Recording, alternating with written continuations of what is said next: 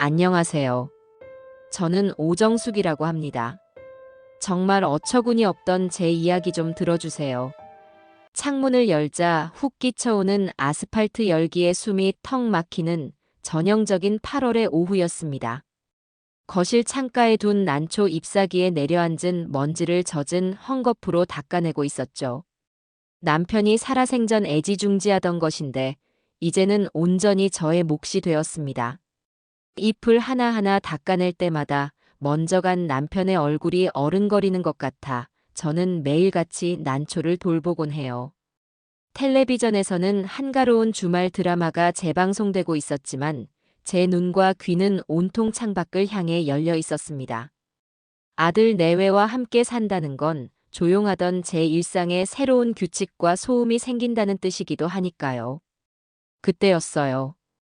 현관문 도어록 해제되는 소리가 들리고 잠시 후 며느리인 수민이가 방에서 나왔습니다.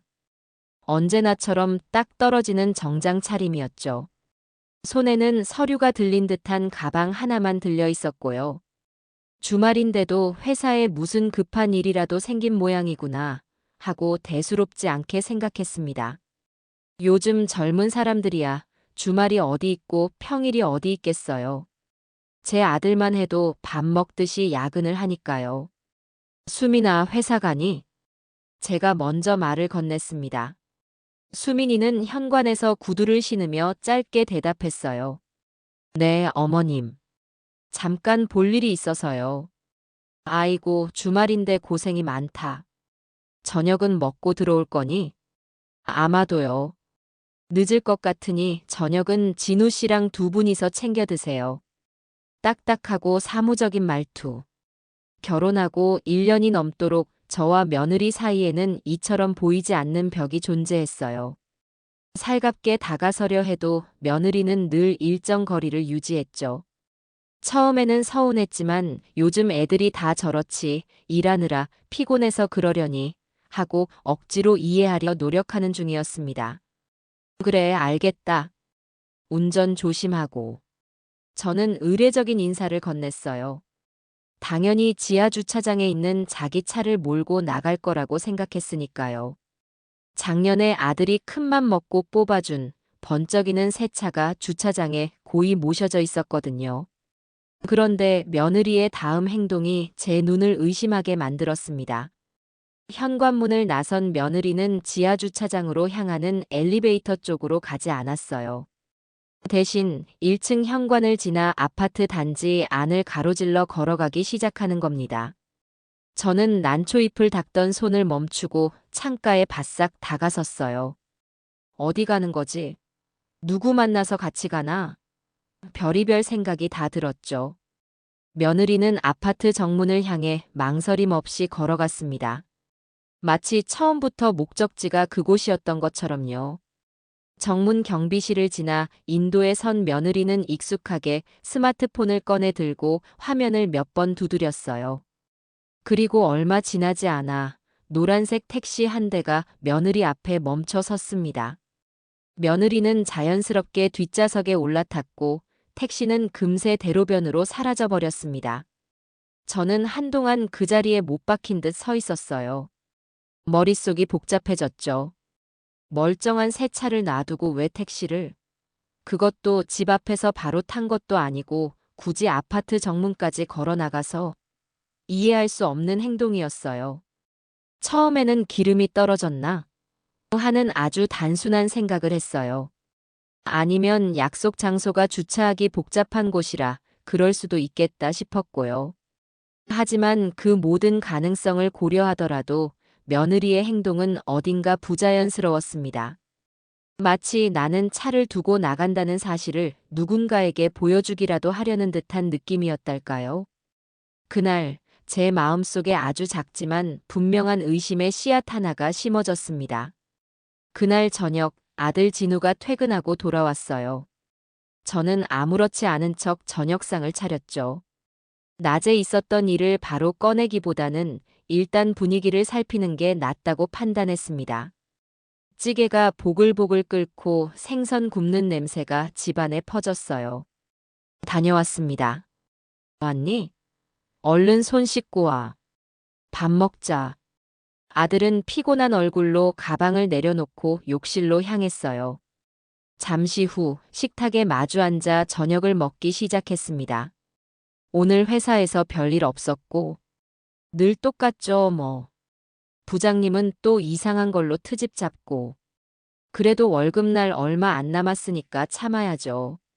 아들은 밥을 크게 한술 뜨며 투덜거렸어요. 저는 아들이 밥 먹는 모습만 봐도 배가 불렀습니다.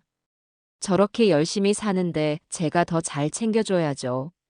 한참 이런저런 일상적인 대화를 나누다가 저는 슬쩍 본론을 꺼냈습니다. 참, 진우야. 수민이 말이야. 수민이요?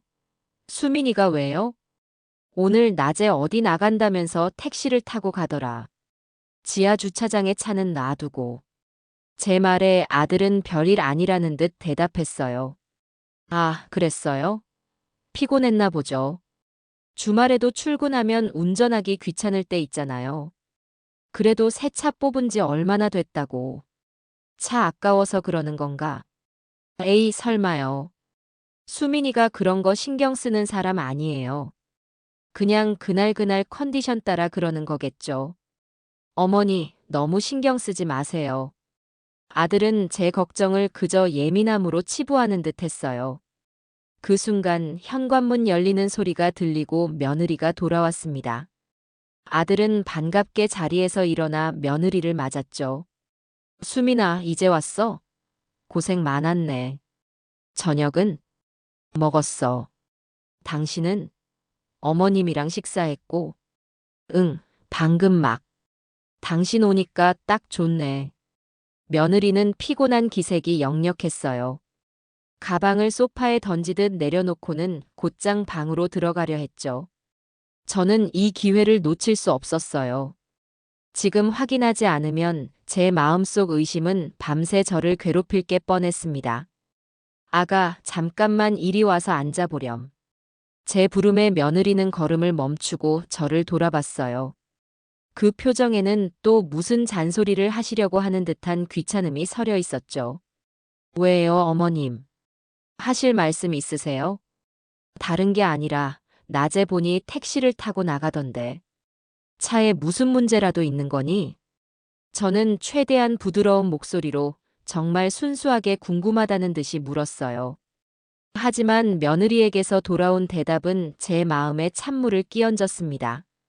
며느리는 제 눈을 제대로 쳐다보지도 않고 소파에 던져둔 자기 가방을 바라보며 말했어요. 아니요. 그냥 그게 편해서요, 어머님. 그 한마디가 전부였습니다. 더 이상의 설명도 부연도 없었어요. 심지어 말투는 지극히 건조하고 쌀쌀맞았죠. 편해서. 그 말은 제 모든 질문을 단칼에 잘라내는 무기처럼 느껴졌어요. 옆에 있던 아들이 어색한 분위기를 무마하려는 듯 끼어들었습니다. 꺼봐요, 어머니. 제가 피곤해서 그럴 거라고 했잖아요. 수민아, 얼른 들어가서 쉬어. 얼굴이 안 좋아 보여. 며느리는 그 말을 기다렸다는 듯 저와 아들에게 가볍게 고개만 까딱하고는 방으로 쏙 들어가 버렸습니다. 쾅 하고 닫히는 방문 소리가 제 가슴을 철렁 내려앉게 만들었어요. 식탁에는 저와 아들, 그리고 어색한 침묵만이 남았습니다. 어머니, 너무 그러지 마세요. 수민이도 회사에서 스트레스 많이 받아요. 내가 뭘 어쨌다고 그러니? 그냥 차에 문제 있나 해서 물어본 거잖니. 어머니 말투가 꼭 취조하는 것 같으니까 그렇죠. 피곤한 사람한테. 아들의 말에 저는 기가 막혀서 아무 말도 할 수 없었어요.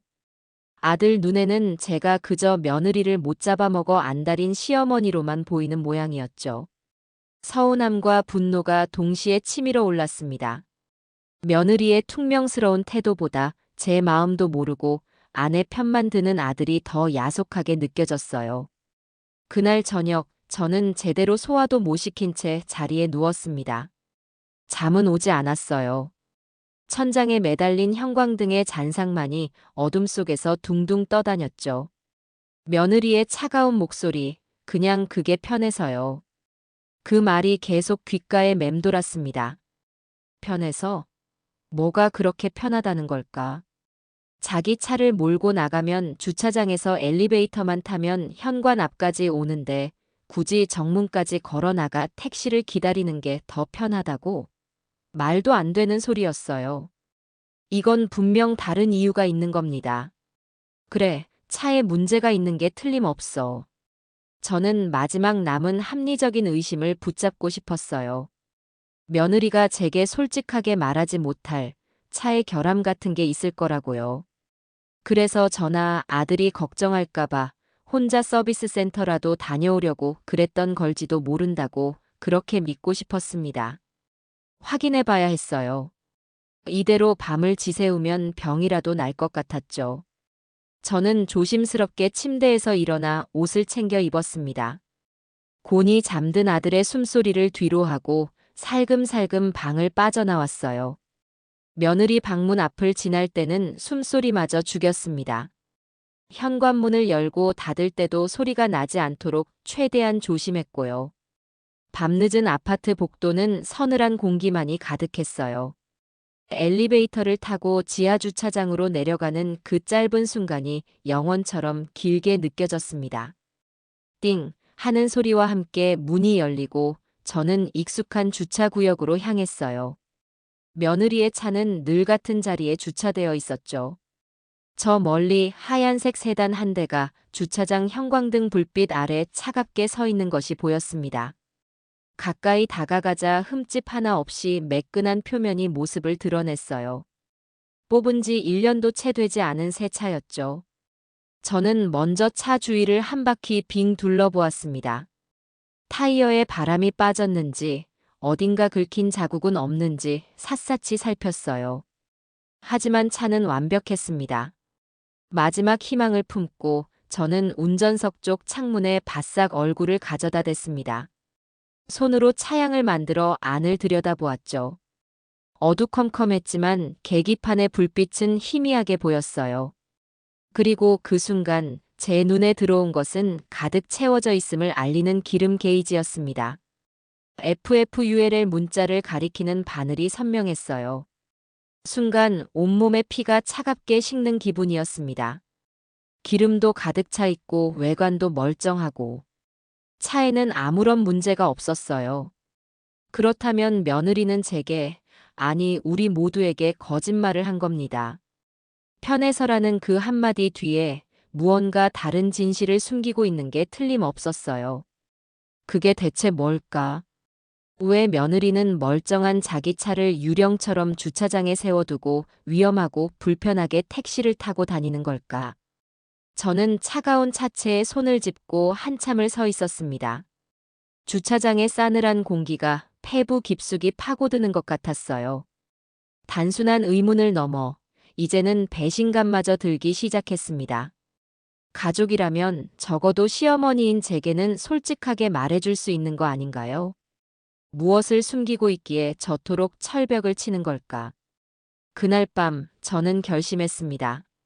며느리의 비밀을 제 손으로 반드시 밝혀내고야 말겠다고요.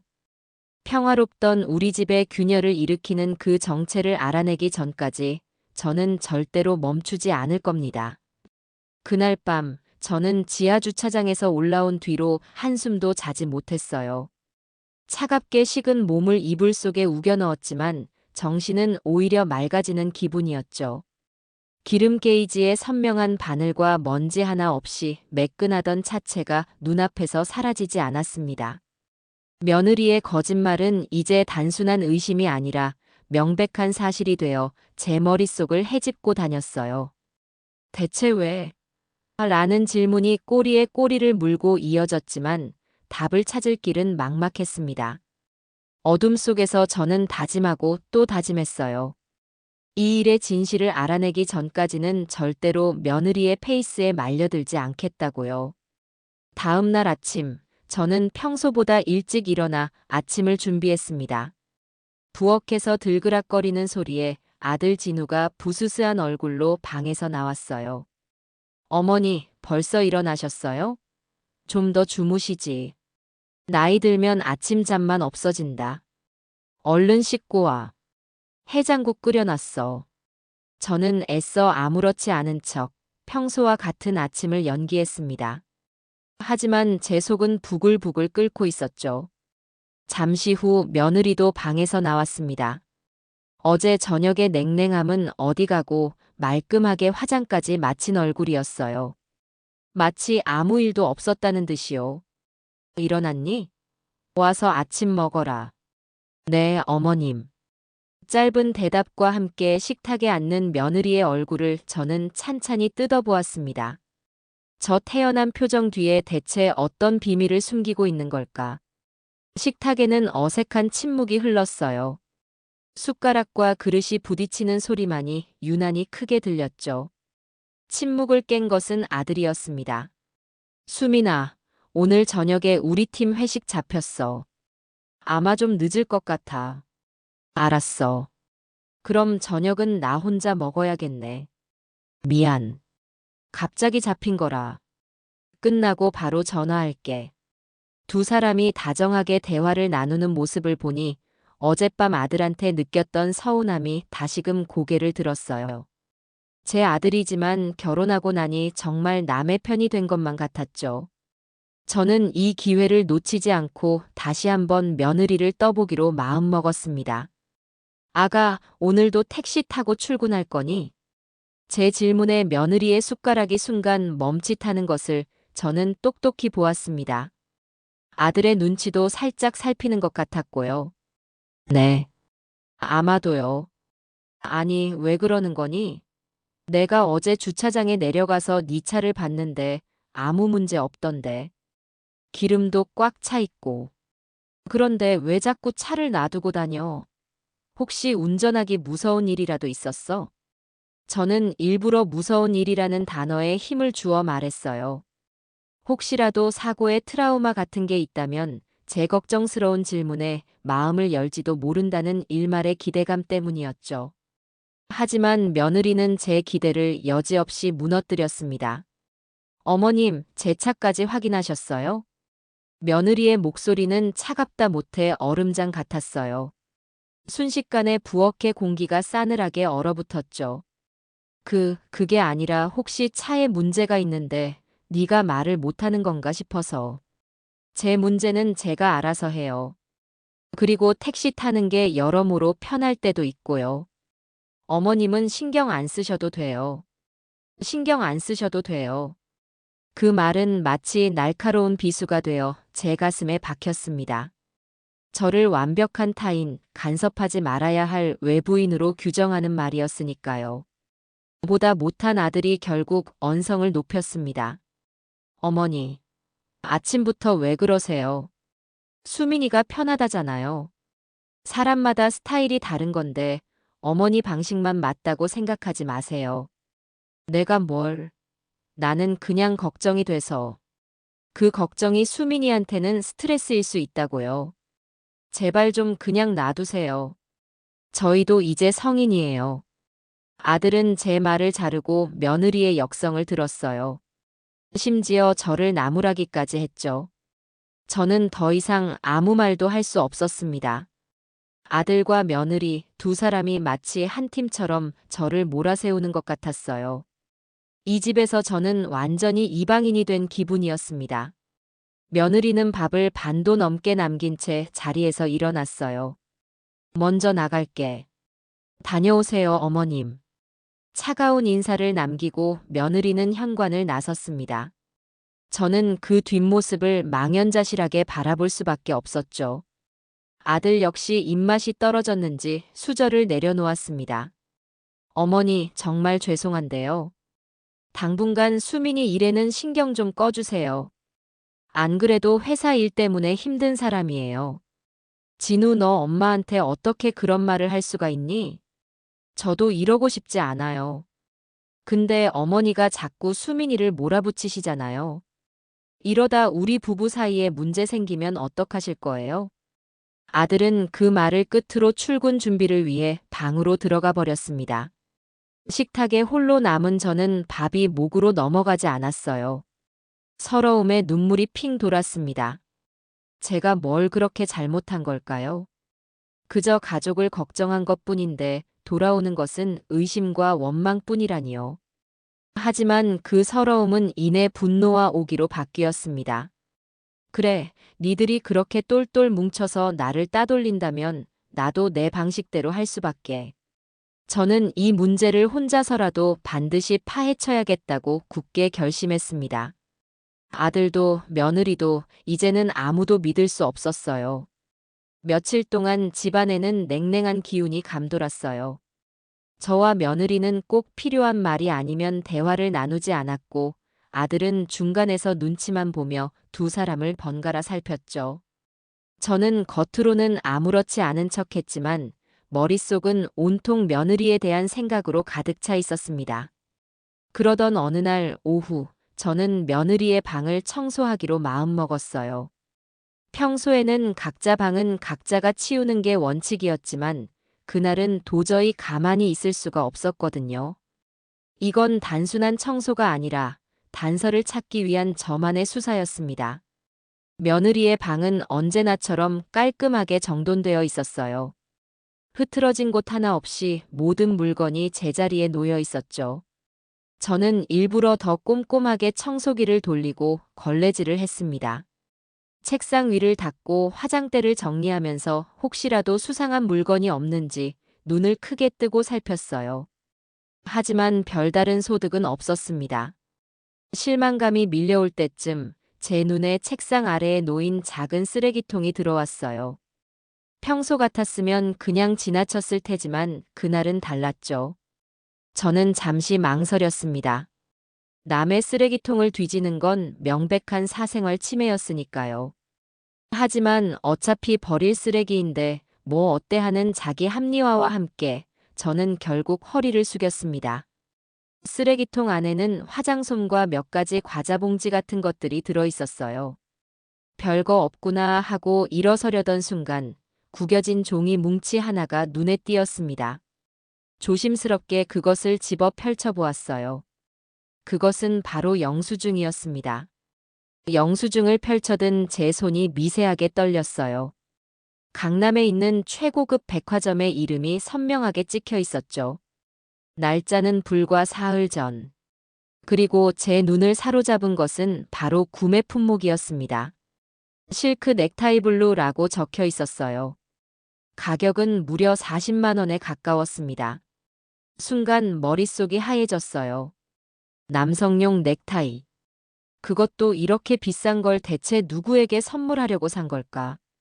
가장 먼저 떠오른 건 당연히 아들 진우였어요. 아들 선물인가? 하지만 아들 생일은 아직 한참 남았고 결혼 기념일도 아니었어요.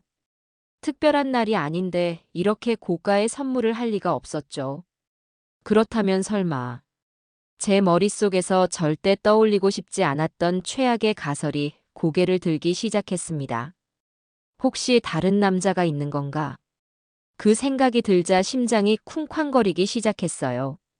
며느리가 택시를 타고 다니는 이유, 저에게 쌀쌀맞게 구는 이유, 모든 것이 이 가설 하나로 설명되는 것 같았습니다.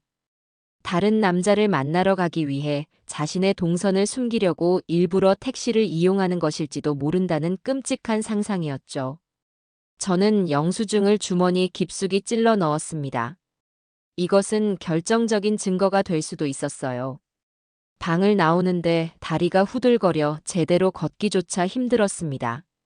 그날 이후 저는 며느리의 모든 행동을 더욱 유심히 관찰하기 시작했어요. 마치 탐정이 된 것처럼요. 며느리가 누구와 통화를 하는지, 주말에 어떤 약속을 잡는지 모든 것이 저의 감시 대상이었습니다. 며느리는 제 시선을 느꼈는지 저를 더욱 불편해하는 기색이 역력했죠. 며칠이 지난 주말 아침이었어요. 며느리가 평소와 달리 캐주얼한 옷차림으로 방에서 나왔습니다. 어디 가니? 네, 친구 좀 만나고요. 그래. 어디서 만나는데? 마침 나도 시내에 볼 일 있는데 가는 길이면 태워줄게. 저는 일부러 차 열쇠를 손에 들고 흔들어 보이며 제안했습니다. 며느리의 반응을 떠보기 위한 저의 회심의 한 수였죠. 제 제안에 며느리의 얼굴이 순간 굳어지는 것을 저는 놓치지 않았습니다. 눈동자가 당황한 듯 파르르 떨리는 것 같기도 했어요. 아니에요, 어머님. 괜찮아요. 사양하지 말고. 어차피 나가는 길인데. 기름값도 아끼고 좋잖니. 정말 괜찮아요. 제가 들를 데가 좀 많아서요. 어머님 번거롭게 해드릴 수 없어요. 며느리는 완강하게 거절했어요. 들를 데가 많다는 것은 누가 들어도 뻔한 핑계였죠. 그 모습은 오히려 제 의심에 불을 지폈습니다. 제가 태워주는 것이 불편한 명백한 이유가 있는 겁니다. 그래. 그럼 할 수 없지. 조심히 다녀오렴. 저는 애써 태연한 척 말했지만 속으로는 부글부글 끓는 분노를 억누르고 있었어요. 며느리는 제게서 도망치듯 서둘러 현관을 나섰습니다. 저는 곧바로 창가로 달려갔어요. 아니나 다를까 며느리는 지하 주차장이 아닌 아파트 정문 쪽으로 향하고 있었습니다. 그리고 얼마 지나지 않아 또다시 노란 택시가 며느리를 태우고 사라졌어요. 저는 그 자리에 서서 주먹을 꽉 쥐었습니다. 이제 더 이상 물러설 곳이 없었어요. 며느리가 숨기고 있는 비밀의 정체를 제 눈으로 직접 확인해야만 했습니다.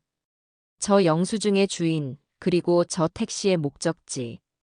그 모든 것을 알아내기 전까지는 이 지긋지긋한 의심에서 벗어날 수 없을 테니까요. 저는 결심했습니다. 다음번에는 저 택시의 뒤를 직접 쫓아가 보기로요. 며느리에 대한 의심은 이제 걷잡을 수 없이 커져버렸어요. 고급 넥타이 영수증과 저를 극도로 피하며 택시를 고집하는 며느리의 태도는 제 머릿속에서 외도라는 최악의 시나리오를 완성시키고 있었죠. 며칠 밤낮을 고민했습니다. 직접 미행을 한다는 것이 옳은 일인지, 만약 내 추측이 틀렸다면 며느리와의 관계는 어떻게 될 것인지. 하지만 이대로 의심만 품고 사는 것은 고문이나 다름없었어요.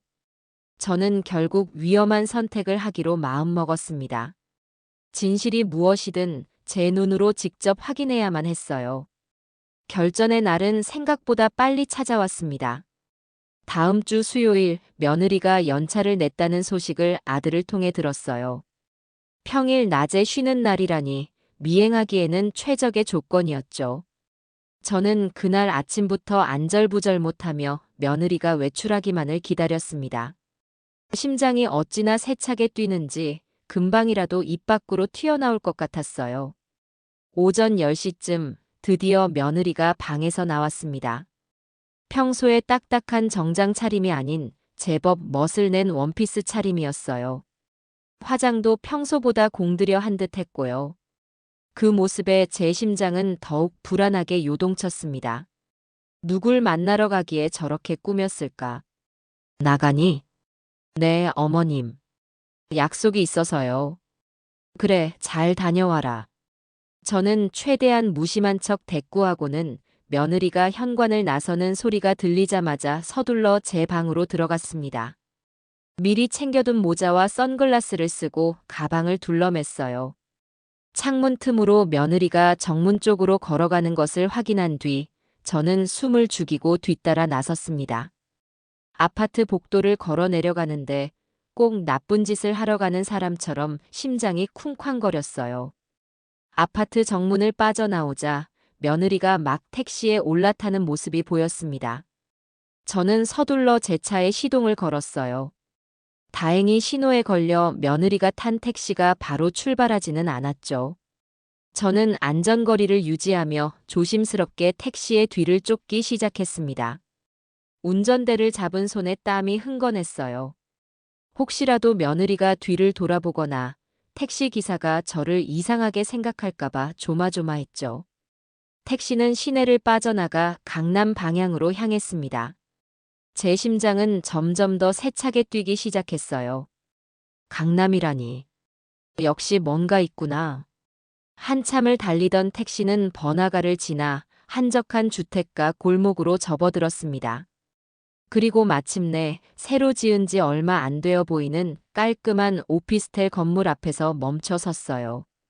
며느리는 익숙하게 택시에서 내린 뒤 건물 입구의 비밀번호를 누르고 안으로 쏙 들어가 버렸습니다. 저는 오피스텔 건너편 눈에 잘 띄지 않는 곳에 차를 세우고 시동을 껐습니다. 심장이 쿵 하고 바닥으로 떨어지는 기분이었어요. 오피스텔이라니. 제 머릿속에 끔찍한 상상이 현실이 되는 순간이었습니다. 이곳이 바로 며느리가 숨겨둔 남자와 만나는 비밀 장소인 겁니다. 분노와 배신감에 온몸이 부들부들 떨렸어요. 제 아들 진우가 이 사실을 알면 얼마나 상처받을까. 우리 가정을 이렇게 망쳐놓다니. 용서할 수 없다는 생각뿐이었습니다. 저는 차 안에서 오피스텔 입구만 뚫어져라 쳐다보며 며느리가 나오기를 기다렸습니다. 10분, 20분, 시간이 흐를수록 제 속은 새까맣게 타들어갔어요. 저 안에서 지금 무슨 일이 벌어지고 있을까? 상상하고 싶지도 않은 장면들이 머릿속을 스쳐 지나갔습니다. 1시간이 지났을까요? 드디어 오피스텔의 유리문이 열리고 며느리가 모습을 드러냈습니다. 그런데 며느리의 손에 들린 것을 보고 저는 숨을 멈췄습니다. 며칠 전 쓰레기통에서 발견했던 그 영수증에 백화점 쇼핑백이 떡하니 들려 있었어요. 선물을 사서 남자를 만나고 이제 나오는구나. 모든 퍼즐 조각이 완벽하게 맞춰지는 순간이었습니다. 분노가 머리끝까지 치밀어 올랐어요. 당장 차에서 내려 며느리의 뺨이라도 한 대 올려붙이고 싶은 심정이었죠. 하지만 저는 가까스로 이성을 붙잡았습니다. 지금 여기서 소란을 피워봤자 좋을 게 없었어요.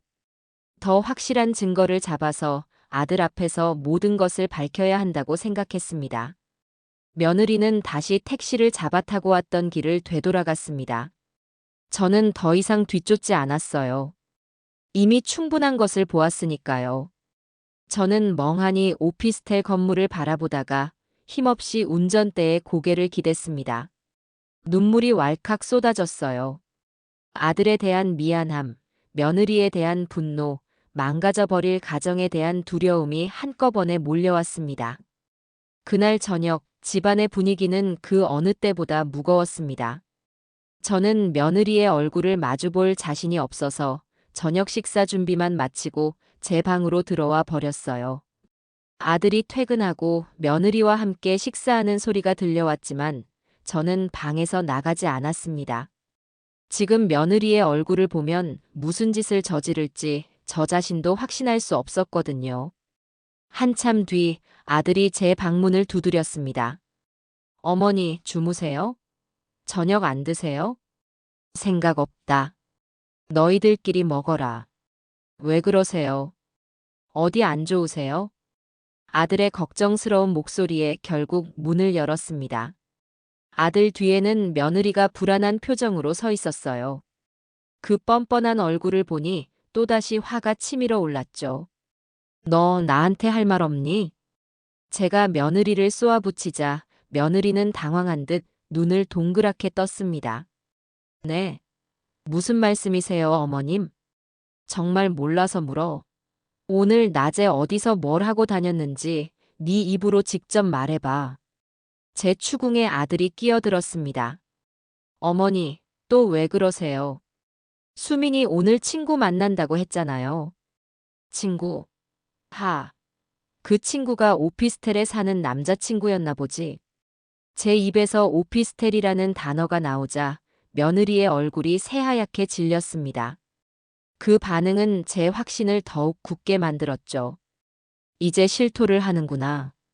저는 승자의 미소를 지으며 며느리를 몰아붙이려 했습니다. 바로 그때였어요. 그거요? 며느리의 입에서 나온 말은 제 예상을 완전히 빗나갔습니다. 진우 씨, 이리 와봐. 며느리는 아들의 손을 잡아 끌고 거실 소파로 갔습니다. 그리고는 낮에 들고 있던 그 백화점 쇼핑백을 아들에게 건넸어요. 이게 뭐야? 열어봐. 당신 선물이야. 아들은 어리둥절한 표정으로 쇼핑백 안의 상자를 열었습니다. 그 안에는 제가 영수증에서 봤던 바로 그 파란색 실크 넥타이가 들어 있었어요. 우와, 넥타이네. 되게 비싸 보이는데. 갑자기 웬 선물이야? 당신 지난주에 과장으로 승진했잖아. 내가 깜빡하고 그냥 넘어가는 척 했는데 사실은 서프라이즈로 챙겨주려고 했지. 축하해, 여보. 정말? 와, 수민아, 고마워. 감동인데? 아들은 기뻐하며 넥타이를 목에 대보았고 며느리는 그런 아들을 보며 환하게 웃었습니다. 저는 그 자리에 얼어붙은 채 두 사람의 모습을 멍하니 바라볼 수밖에 없었어요. 아들의 승진. 맞아요. 아들은 지난주에 승진했다고 분명히 제게도 말했었습니다. 그런데 저는 며느리에 대한 의심에 눈이 멀어 그 중요한 사실을 까맣게 잊고 있었던 겁니다. 그럼 그 오피스텔은? 제가 떨리는 목소리로 묻자 며느리가 저를 돌아보며 대답했어요. 아, 거기 제 친구 작업실이에요. 이번에 새로 오픈해서 집들이 겸 놀러 갔던 거고요. 친구가 포장 솜씨가 좋아서 이 선물 포장 좀 부탁하려고 들렀던 거예요. 친구의 작업실, 선물 포장. 너무나도 명쾌한 설명에 저는 할 말을 잃었습니다. 제 머릿속에서 공들여 쌓아 올렸던 외도라는 시나리오가 한순간에 와르르 무너져 내렸어요. 얼굴이 화끈거려 견딜 수가 없었습니다. 며느리를 의심하고 미행까지 한 제 자신이 너무나도 부끄럽고 한심하게 느껴졌죠. 어머니, 혹시 저 미행하셨어요? 그래서 오피스텔까지 아시는 거예요? 며느리의 날카로운 질문에 저는 고개를 들 수 없었습니다. 그게 나는 너가 걱정돼서. 걱정이요? 이건 걱정이 아니라 불신이죠. 어머님은 저를 믿지 못하시는 거잖아요. 며느리의 목소리에는 깊은 실망감이 묻어 있었습니다. 저는 아무런 변명도 할 수 없었어요. 그날 밤, 저는 제 방 침대에 누워 밤새 뒤척였습니다.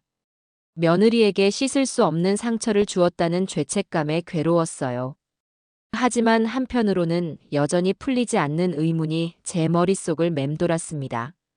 그래, 넥타이와 오피스텔은 오해였다고 치자. 하지만 그렇다고 해서 모든 게 해결된 건 아니야.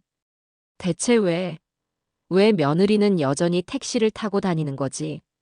제 오해는 풀렸지만 며느리의 가장 큰 비밀은 여전히 안개 속에 가려져 있었습니다. 그리고 저는 그 안개를 걷어내기 전까지는 이 의심의 굴레에서 벗어날 수 없으리라는 것을 직감했습니다. 며느리의 넥타이 선물이 아들을 위한 것이었다는 사실이 밝혀진 후 집안의 분위기는 더욱 어색해졌어요. 저는 며느리를 볼 낯이 없어서 슬슬 피했고 며느리 역시 저를 투명 인간 취급했죠. 미행까지 했다는 사실을 알게 된 며느리의 마음이 어떨지는 불 보듯 뻔했습니다. 아들은 중간에서 이러지도 저러지도 못하고 한숨만 내쉬었고요. 저는 제 섣부른 의심과 행동을 자책했지만 그렇다고 해서 모든 의문이 사라진 것은 아니었습니다. 오히려 외도라는 가장 강력했던 가설이 사라지자 제 머릿속은 더욱 복잡해졌어요. 대체 무엇을 숨기고 있기에 저토록 저를 경계하고 불편한 택시를 고집하는 걸까? 새로운 단서는 의외의 곳에서 나타났습니다. 며칠이 지난 어느 날 저녁이었어요. 저는 거실 베란다에 내놓은 화초에 물을 주고 있었죠. 해가 지고 어둑어둑해진 시간이라 제가 베란다에 있는 것을 집 안에서는 잘 눈치채지 못하는 상황이었습니다. 그때 며느리가 거실로 나와 누군가와 통화를 하기 시작했어요. 처음에는 별 생각 없이 물을 주고 있었는데 며느리의 목소리가 유난히 다급하게 들려 저도 모르게 귀를 기울이게 되었습니다. 네, 알고 있어요. 어떻게든 해볼게요. 목소리를 낮췄지만 그 안에는 초조함과 불안감이 가득 담겨 있었어요. 시간을 조금만 더 주시면 안 될까요? 네. 정말 죄송합니다. 며느리는 연신 고개를 숙이며 사과를 하고 있었어요. 마치 죄인처럼요. 이번 주까지는 꼭. 네, 약속 지키겠습니다. 무슨 수를 써서라도 마련할게요. 마련한다는 말. 그 말이 제 귀에 확 꽂혔습니다. 통화 내용은 전부 들을 수 없었지만 정황상 돈 문제에 얽혀 있는 것이 분명해 보였어요. 전화를 끄는 며느리는 한동안 베란다 창가에 서서 깊은 한숨을 내쉬었습니다. 그 어깨가 어찌나 힘없어 보이던지 순간 안쓰러운 마음이 들기도 했죠. 그날 밤 저는 잠든 며느리의 방문을 보며 생각에 잠겼습니다. 돈 문제라니. 새로운 가설이 제 머릿속을 채우기 시작했어요. 혹시 며느리가 누구에게 말 못할 빚이라도 있는 건 아닐까? 주식이나 코인 같은 것에 투자했다가 큰 손실을 봤을 수도 있고요.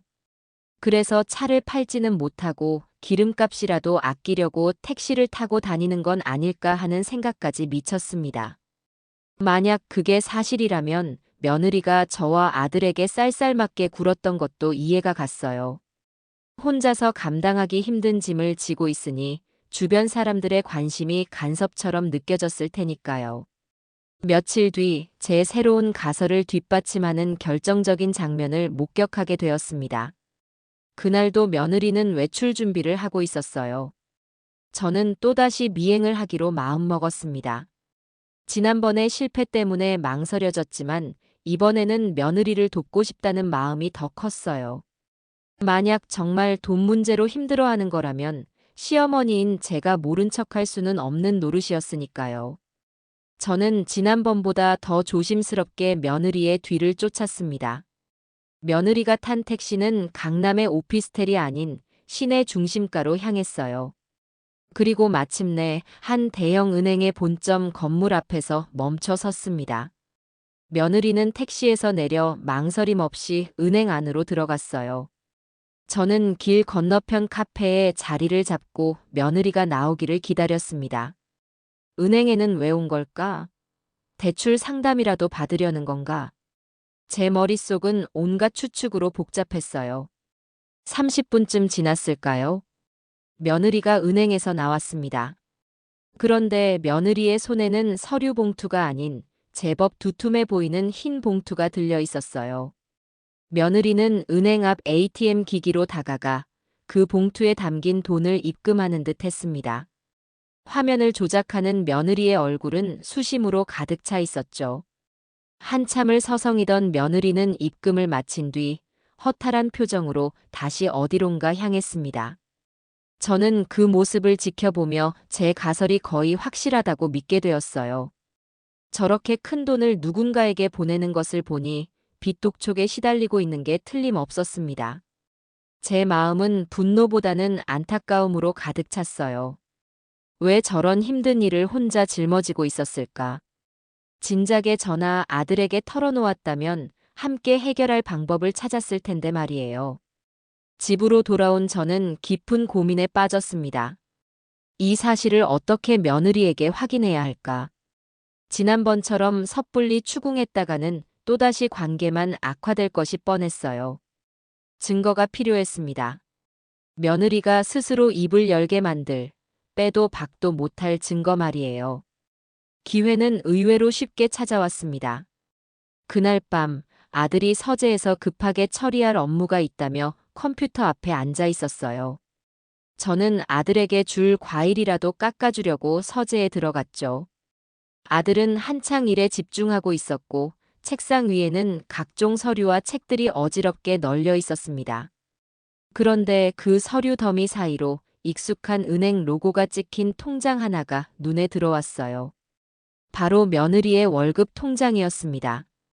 아마 아들이 연말정산 때문에 필요해서 꺼내놓았다가 깜빡하고 정리하지 않은 모양이었어요. 제 심장이 다시 뛰기 시작했습니다. 이걸 봐도 될까? 명백한 사생활 침해였지만 저는 유혹을 이기지 못했어요.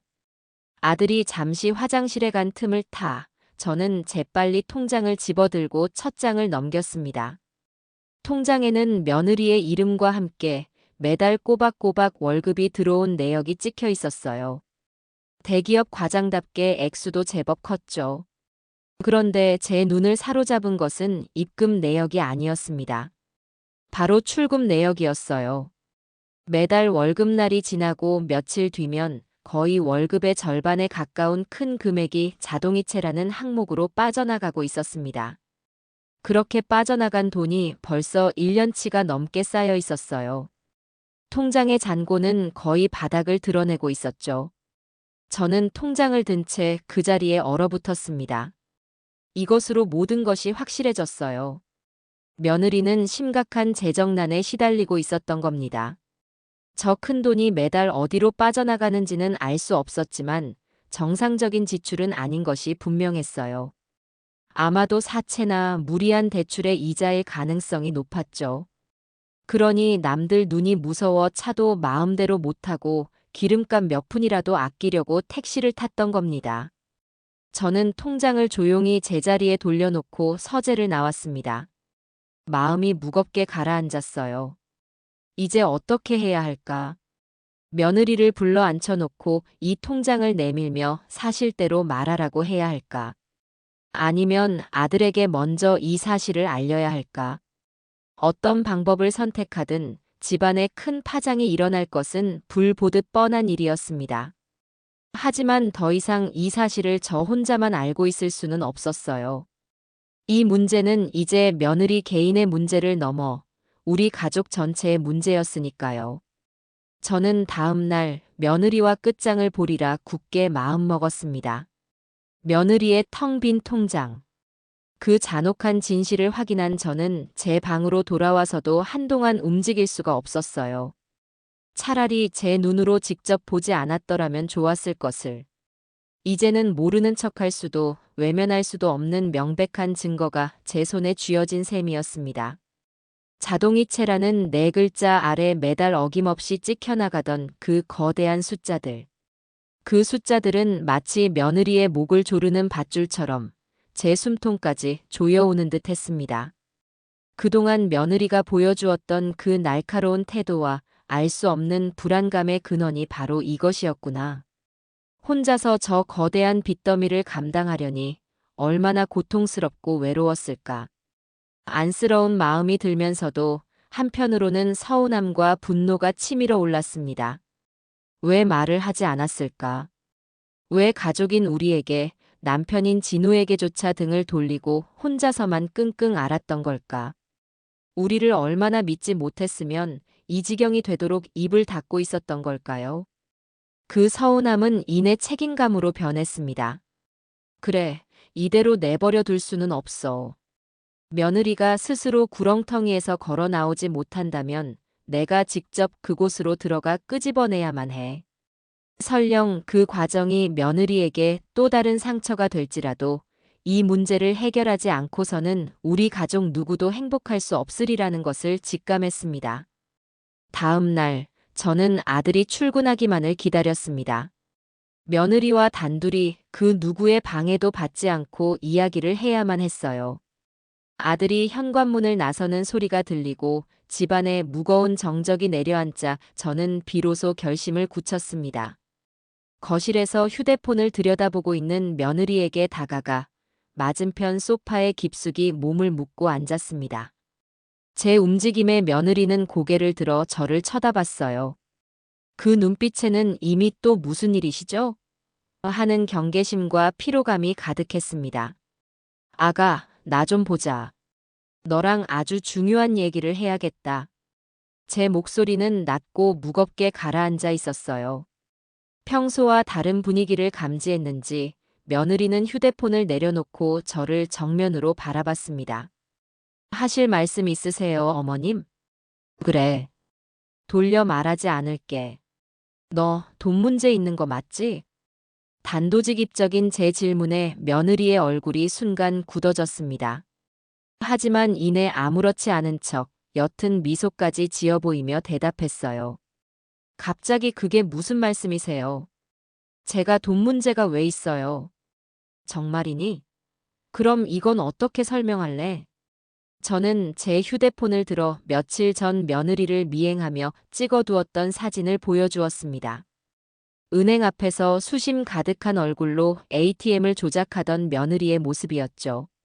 사진을 본 며느리의 눈동자가 파르르 떨렸습니다. 이걸 어떻게? 내가 다 봤어. 네가 그날 은행에서 큰돈을 인출해서 누군가에게 보내는 것을. 그리고 네 월급 통장도 봤다. 매달 월급의 절반이 넘는 돈이 어디론가 사라지고 있더구나. 이제 말해봐. 대체 무슨 빚을 진 거야? 누구한테 협박이라도 당하고 있는 거니? 말을 해야 나도 진우도 널 도울 수 있잖니. 저는 애타는 마음에 목소리를 높였습니다. 이제 이 정도 증거를 들이밀었으니 며느리도 더는 버티지 못하고 모든 것을 실토하리라 생각했어요. 눈물을 흘리며 제게 용서를 구하고 도움을 청할 것이라고요. 하지만 며느리의 반응은 제 모든 예상을 산산조각 냈습니다. 며느리는 눈물을 흘리는 대신 싸늘하게 식은 눈으로 저를 올려다보았어요. 그 눈빛은 경악과 당혹감을 넘어 깊은 경멸과 분노로 이글거리고 있었습니다. 하하. 며느리가 갑자기 헛웃음을 터뜨렸습니다. 어머님, 정말 대단하시네요. 미행에, 사진 촬영에, 이제는 제 통장까지. 탐정이라도 되신 것 같아요. 그 비아냥거리는 말투에 저는 할 말을 잃었습니다. 너 지금 그게 무슨 태도야? 나는 너를 걱정해서. 걱정이요? 며느리가 제 말을 잘랐습니다. 그리고는 자리에서 일어나 제 앞에 서서 저를 내려다보며 말했어요. 그 기세가 어찌나 등등한지 순간 제가 죄인이 된 것 같은 착각마저 들었습니다. 이게 걱정으로 보이세요? 이건 걱정이 아니라 스토킹이고 사생활 침해예요. 어머님은 지금 법을 어기고 계신 거라고요. 제가 어머님 며느리라는 이유만으로 어머님께서 제 모든 것을 들여다볼 권리는 없어요. 제 돈을 어디에 쓰든 제가 누구를 만나든 그건 어머님께서 그렇게 목숨 걸고 파헤치실 일이 아니란 말입니다. 얼음처럼 차갑고 날카로운 목소리. 저는 그 기세에 눌려 나는 그저 가족이니까 하고 중얼거리는 것밖에 할 수 없었어요. 가족이요? 가족이라는 이름으로 행해지는 모든 것들이 정당화될 수는 없어요.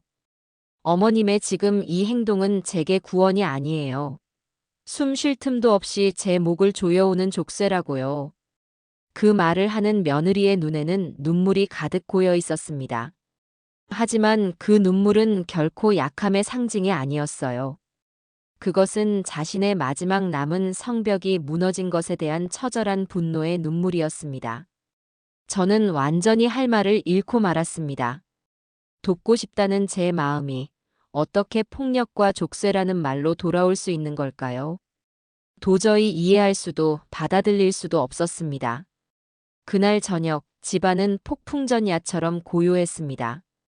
퇴근하고 돌아온 아들은 현관에 들어서는 순간부터 집안의 살벌한 공기를 감지하고는 저와 며느리의 눈치를 살폈습니다. 결국 며느리가 먼저 침묵을 깼어요. 식탁에 앉자마자 아들을 보며 낮에 있었던 일을 떨리는 목소리로 털어놓기 시작했습니다.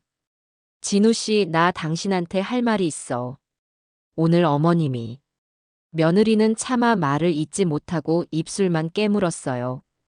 그 모습에 아들은 제게 시선을 돌렸습니다. 어머니, 또 수민이한테 무슨 일 있었어요? 내가 뭘? 쟤한테 물어봐라. 내가 뭘 어쨌는지. 제가 퉁명스럽게 쏘아붙이자 며느리가 눈물을 터뜨리며 말했습니다. 어머님이 내 통장까지 보셨어.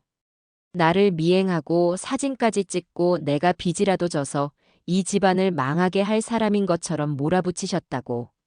며느리의 말에 아들의 표정은 경악으로 물들었습니다. 저를 바라보는 아들의 눈빛이 싸늘하게 식어갔어요. 어머니, 정말이에요? 제가 그렇게 부탁드렸는데 또 수민이를 괴롭히신 거예요? 그것도 통장까지. 이건 정말 아니잖아요. 내가 괴롭힌 게 아니라 사실을 말한 거야. 네 와이프 통장이 텅 비어 있다는데 그럼 시험이 된 내가 가만히 있으리? 저러다 우리 집 길바닥에 나앉으면 그때는 어떡할 건데. 너는 네 와이프가 저러고 다니는 거 정말 아무것도 몰랐어? 저는 아들에게 울분을 토해냈습니다. 하지만 아들은 제 편이 아니었어요. 아들은 자리에서 일어나 눈물 흘리는 며느리의 어깨를 감싸 안았습니다. 그리고는 저를 마치 원수라도 되는 것처럼 노려보며 말했습니다. 설령 수민이한테 무슨 문제가 있다고 해도 어머니 방식은 틀렸어요. 어떻게 사람을 그렇게 구석으로 몰아넣으세요? 언제부터 우리 집이 이렇게 서로를 의심하고 감시하는 지옥 같은 곳이 됐죠? 저 정말 숨이 막혀서 살 수가 없어요. 진우 너, 제발 저희 좀 그냥 내버려 두세요. 어머니의 그 지긋지긋한 관심, 이제 정말 사양하고 싶으니까요. 아들은 제게 지긋지긋하다는 말을 남기고 며느리를 부축해 방으로 들어가 버렸습니다. 쾅! 하고 닫히는 문소리는 제 심장에 박히는 대못 소리 같았어요. 저는 텅 빈 식탁에 홀로 남아 차갑게 식어가는 음식들을 망연자실하게 바라보았습니다. 제가 원했던 것은 이런 게 아니었는데, 그저 가족을 지키고 싶었을 뿐인데, 어째서 저는 이 집에서 가장 먼저 버려진 사람이 되어야만 했을까요? 억울함과 서러움에 눈물이 흘렀지만 닦아줄 사람은 아무도 없었습니다. 이 거대하고 삭막한 집에서 저는 이제 완벽하게 혼자가 되었습니다. 그날 이후 집은 완벽한 침묵의 공간이 되었습니다. 아침 식탁에는 숟가락 부딪히는 소리 외에 어떤 대화도 오가지 않았고 저녁이 되면 아들과 며느리는 마치 약속이라도 한 듯 일찍 방으로 들어가 버렸어요.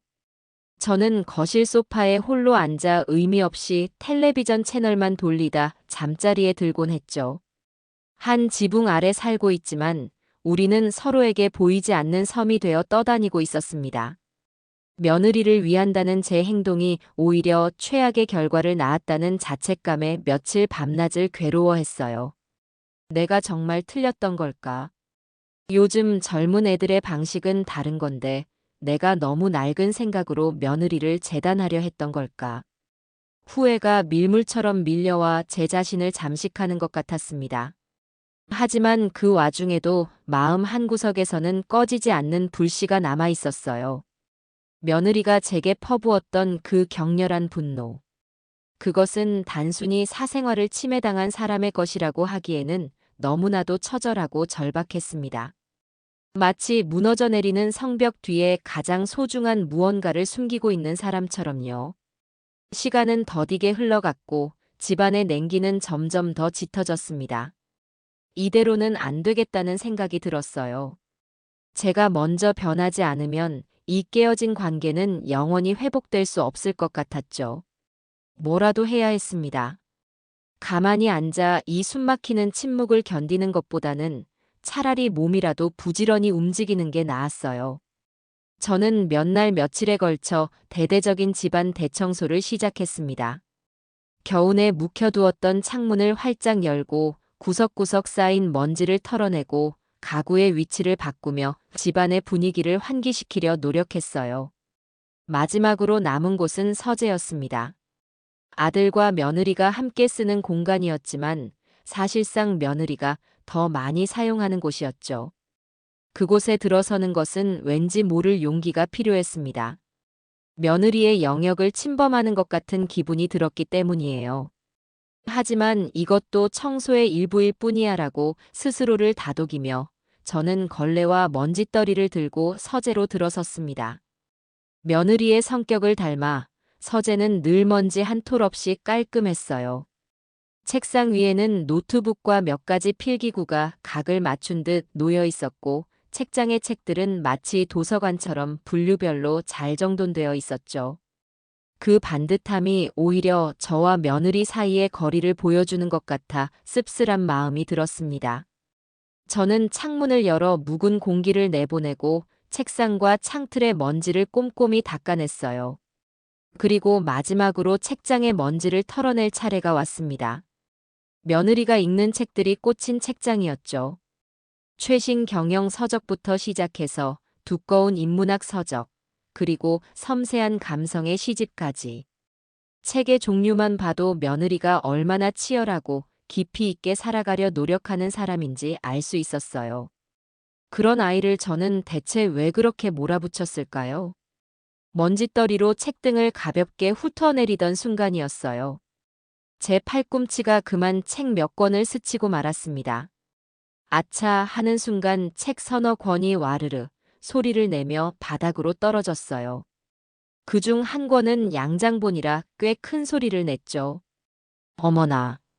저는 깜짝 놀라 허리를 숙였습니다.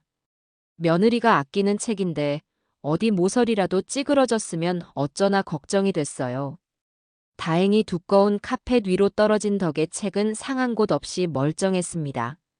제가 안도의 한숨을 내쉬며 책들을 주워 모으는데 그 책들 사이에서 무언가 툭 하고 떨어져 나왔습니다. 명함 크기의 하얀 카드 한 장이었어요. 처음에는 그저 책갈피려니 하고 무심코 집어들었습니다. 그런데 손에 잡히는 감촉이 일반적인 종이 책갈피와는 달랐어요. 조금 더 빳빳하고 두꺼웠죠. 고개를 들어 카드를 자세히 들여다보았습니다. 그리고 그 위에 인쇄된 글자를 확인하는 순간 제 세상의 모든 소리가 한꺼번에 멎어버리는 것 같았습니다. 그것은 책갈피가 아니었어요. 명백한 병원의 진료 예약 카드였습니다. 상단에는 대한민국에서 가장 크고 유명한 대학병원의 로고가 선명하게 박혀 있었어요. 그리고 그 아래 제 눈을 의심하게 만드는 단어가 적혀 있었습니다. 진료과 안과. 심장이 쿵 하고 내려앉았습니다. 저는 저도 모르게 카드를 쥔 손에 힘을 주었어요. 환자 이름란에는 너무나도 익숙한 세 글자, 박수민이 적혀 있었습니다. 예약 날짜는 바로 내일 오전 10시. 안과. 안과라니. 전혀 생각지도 상상하지도 못했던 단어였습니다. 저는 그 카드를 손에 쥔 채로 바닥에 주저앉고 말았어요. 다리에 힘이 풀려 도저히 서 있을 수가 없었죠. 그 순간 제 머릿속에서 오랫동안 잠자고 있던 기억의 파편들이 마치 거대한 홍수처럼 한꺼번에 밀려들어와 제 머릿속을 헤집어 놓기 시작했습니다. 그래, 이상했어. 모든 게 이상했어. 언제부터였을까? 며느리는 저녁 뉴스를 볼 때마다 눈을 가늘게 뜨고 미간을 찌푸렸어요. 저는 그저 하루 종일 컴퓨터 모니터를 보느라 눈이 피곤해서 그런가 보다 하고 대수롭지 않게 넘겼죠. 아가, 눈 나빠지겠다. 멀리서 봐라. 하고 잔소리만 했을 뿐입니다. 얼마 전 제가 소화가 안 돼서 약을 찾았을 때의 일도 떠올랐어요.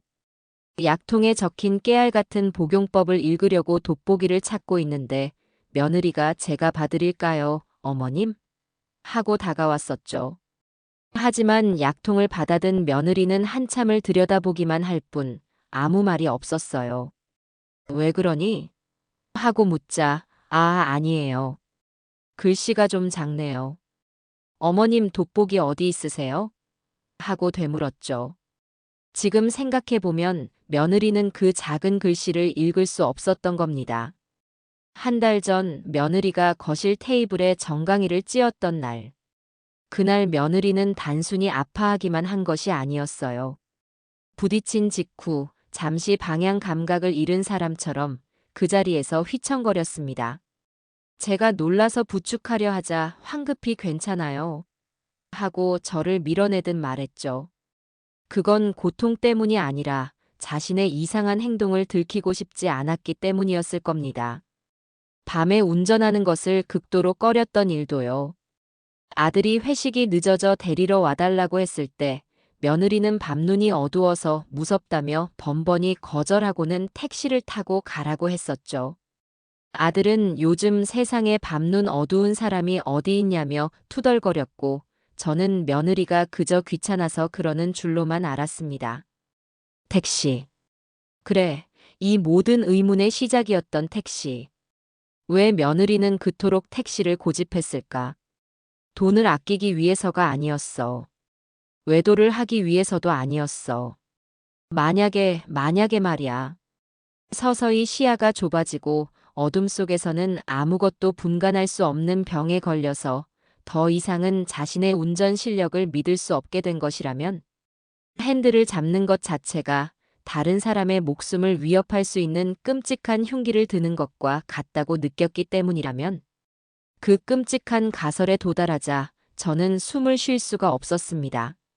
제가 며느리를 의심하고 미행하고 통장을 뒤지고 모욕적인 말들을 퍼부었던 그 모든 순간, 며느리는 혼자서 세상의 빛이 사라져가는 공포와 싸우고 있었던 겁니다.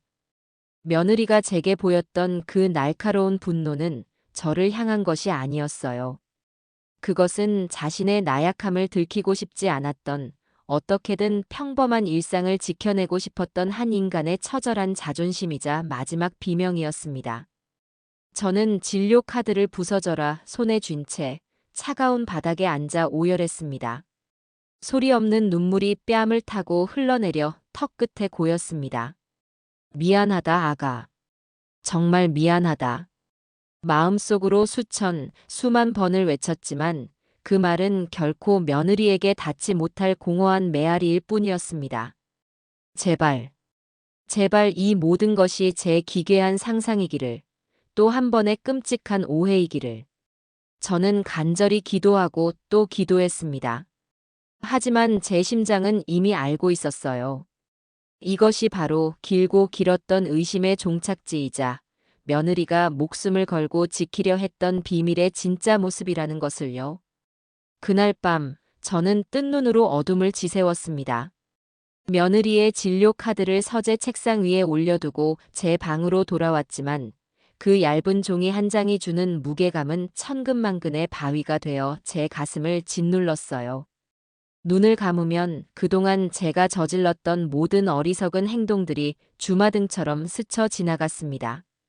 며느리의 뒤를 밟던 제 비열한 모습, 쓰레기통을 뒤지던 탐욕스러운 손길, 통장을 몰래 훔쳐보던 비겁한 눈동자. 그리고 무엇보다 며느리의 가슴에 대못을 박았던 제 모진 혀까지. 그 모든 것이 부메랑이 되어 날아와 제 심장을 관통하는 듯 했습니다. 새벽녘이 되어서야 저는 겨우 몸을 일으켰습니다. 밖은 아직 어두웠지만 저는 더 이상 침대에 누워 있을 수가 없었어요. 조용히 방을 나와 거실로 향했습니다. 어둠에 잠긴 거실 벽에는 우리 가족의 사진이 걸려 있었어요. 1년 전 며느리가 처음으로 우리 집에 인사 왔을 때 찍은 사진이었죠. 사진 속 며느리는 어색하지만 맑게 웃고 있었습니다. 아들은 그런 며느리의 어깨를 감싸 안고 행복한 표정을 짓고 있었고요.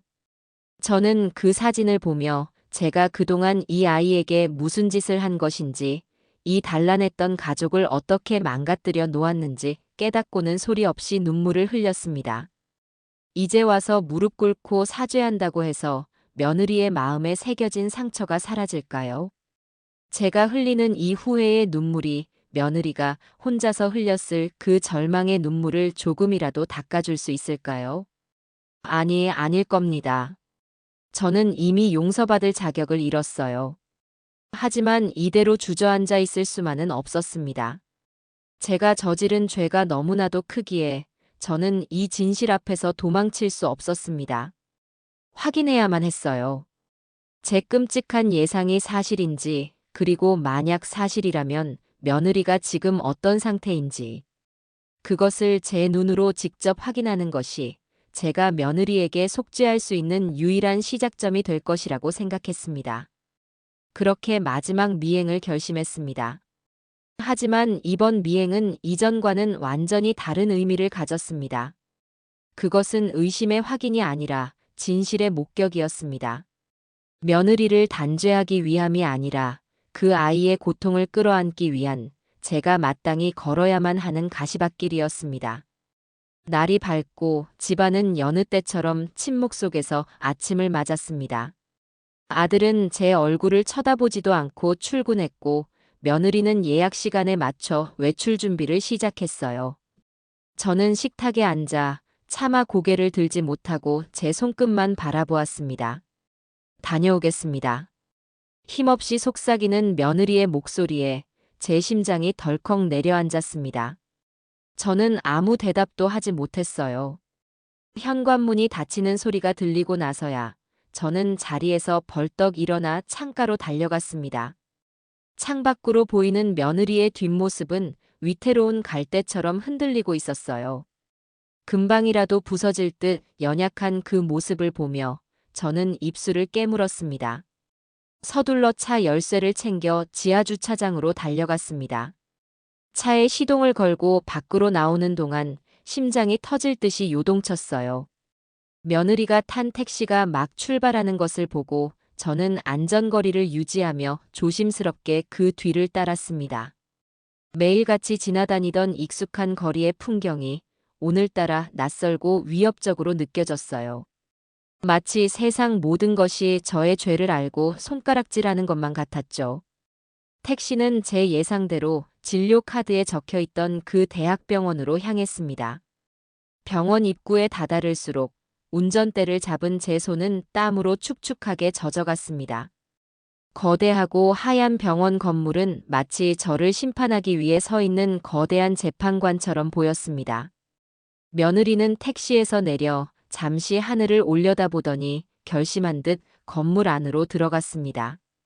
저는 멀찍이 차를 세우고 그 뒤를 따랐습니다.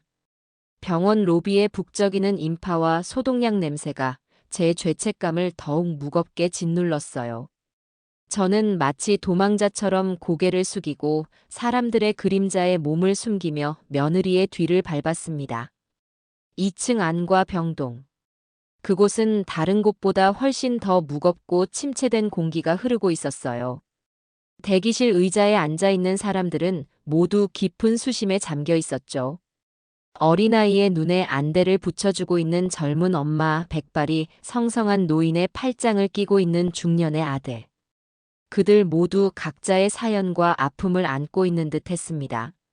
며느리는 대기실 의자에 앉아 초점 없는 눈으로 허공을 응시하고 있었어요. 저는 차마 그 근처로 다가가지 못하고 복도 저편의 기둥 뒤에 숨어 그 모습을 지켜볼 수밖에 없었습니다. 박수민 환자분. 간호사의 호출 소리에 며느리의 어깨가 움찔하고 떨렸습니다. 며느리는 천천히 자리에서 일어나 휘청이는 걸음으로 진료실 문을 열고 들어갔습니다.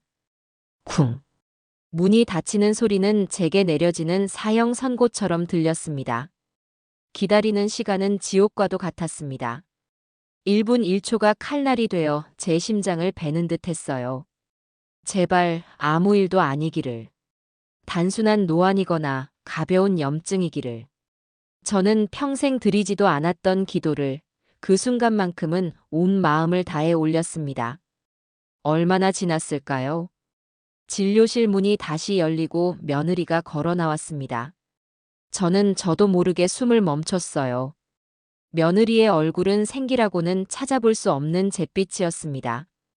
영혼이 모두 빠져나간 텅 빈 껍데기처럼 그 눈은 아무것도 담고 있지 않았어요. 비틀거리는 며느리의 손에는 얇은 안내 책자 하나가 위태롭게 들려 있었습니다. 며느리는 로봇처럼 뻣뻣한 걸음으로 복도를 걸어 나왔어요. 제 앞을 스쳐 지나가는 그 짧은 순간 제 눈은 지옥 같은 글자를 보고야 말았습니다. 망막색 소변성증 환우와 가족을 위한 안내서. 망막 색소변성증. 생전 처음 들어보는 그 병명은 그저 단어의 조합만으로도 끔찍한 절망감을 안겨주었습니다. 며느리는 복도 끝 창가에 있는 벤치를 발견하고는 더는 버틸 힘이 없다는 듯 그 자리에 풀썩 주저앉았습니다. 손에 든 안내 책자를 펼쳐보려던 며느리는 이내 그것을 무릎 위로 떨어뜨리고 말았어요. 툭, 투둑. 고요한 병원 복도에 며느리의 눈물이 떨어지는 소리가 선명하게 들렸습니다. 처음에는 어깨를 작게 들썩이며 소리 없이 울던 며느리는 결국 참아왔던 모든 감정이 한꺼번에 터져나온 듯 두 손으로 얼굴을 감싸쥐고 오열하기 시작했습니다. 터져나오는 울음을 삼키려 애썼지만 그 울음소리는 며느리의 작은 몸을 갈기갈기 찢어놓는 절규처럼 들렸어요. 주변을 지나가던 몇몇 사람들이 안쓰러운 눈빛으로 쳐다봤지만 며느리는 아무것도 보이지 않는 듯 자기만의 세상에 갇혀 절망의 눈물을 쏟아내고 있었습니다. 저는 그 자리에 얼어붙은 채 아무것도 할 수 없었습니다. 기둥에 몸을 기댄 채 다리에 힘이 풀려 스르르 주저앉고 말았어요. 눈앞이 흐려지고 세상이 빙글빙글 도는 것 같았습니다. 제가 그토록 알고 싶어 했던 진실. 그 진실의 대가는 너무나도 참혹하고 끔찍했습니다. 제 눈앞에서 울고 있는 저 아이는 제가 그동안 의심하고 미워했던 며느리가 아니었어요. 서서히 좁아지는 시야 속에서 세상의 모든 빛을 잃어가는 공포와 혼자 싸우며 마지막 자존심을 지키기 위해 발버둥 쳤던 내 가여운 며느리, 박수민이었습니다. 내가 무슨 짓을 한 거지? 제 입에서 나온 것은 의미 없는 탄식뿐이었습니다. 눈물이 비 오듯 쏟아져 내렸지만 그것은 며느리의 고통에 비하면 한낱 사치에 불과했습니다. 저는 저 멀리서 홀로 울고 있는 며느리를 향해 차마 한 걸음도 뗄 수 없었습니다. 시간이 얼마나 흘렀을까요? 병원 복도의 차가운 공기 속에서 저는 얼마나 오랫동안 그 자리에 주저앉아 있었을까요? 제 눈에서는 더 이상 눈물이 흐르지 않았습니다. 그 대신 온몸에 피가 빠져나간 듯한 서늘한 무력감이 저를 지배하고 있었죠. 저 멀리 벤치에 홀로 앉아 울고 있는 며느리의 가녀린 뒷모습. 그 모습은 마치 거대한 망치처럼 제 머리를 내리치고 제 심장을 산산조각 냈습니다. 일어서야 했습니다. 저 아이에게 다가가야만 했습니다. 하지만 제 다리는 마치 땅에 뿌리라도 내린 것처럼 움직이지 않았어요. 한 걸음을 떼는 것이 천길 낭떠러지를 향해 발을 내딛는 것보다 더 두렵고 고통스러웠습니다.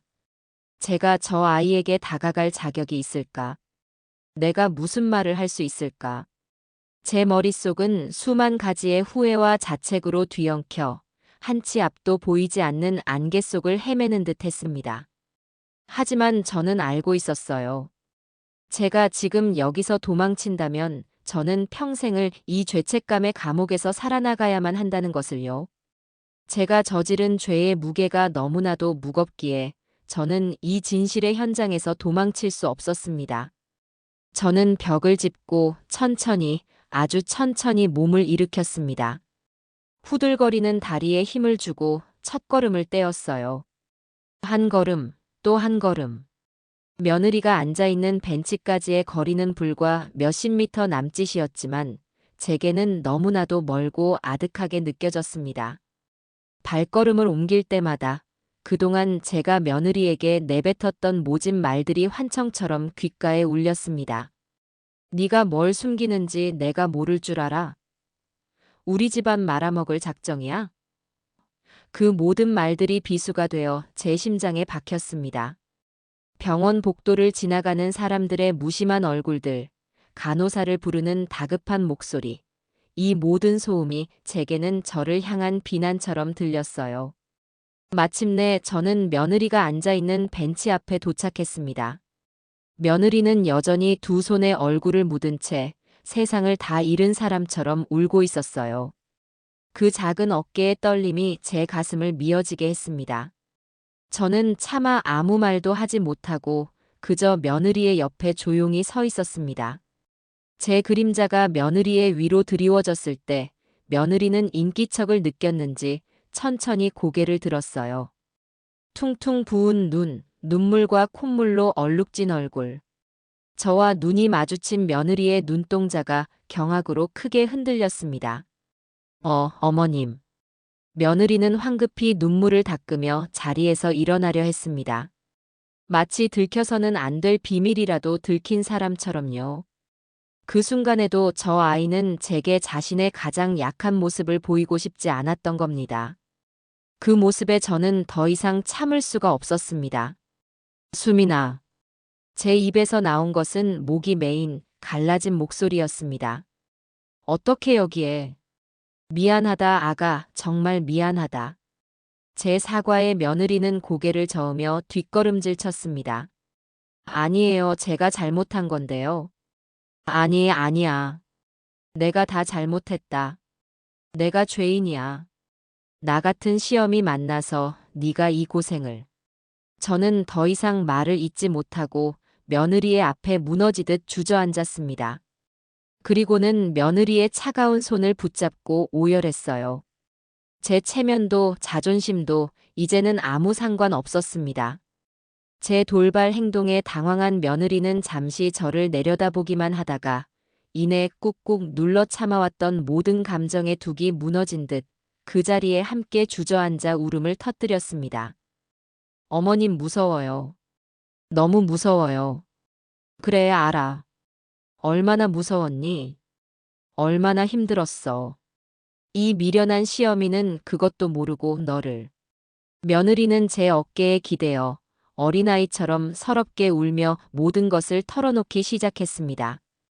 1년 전부터였어요.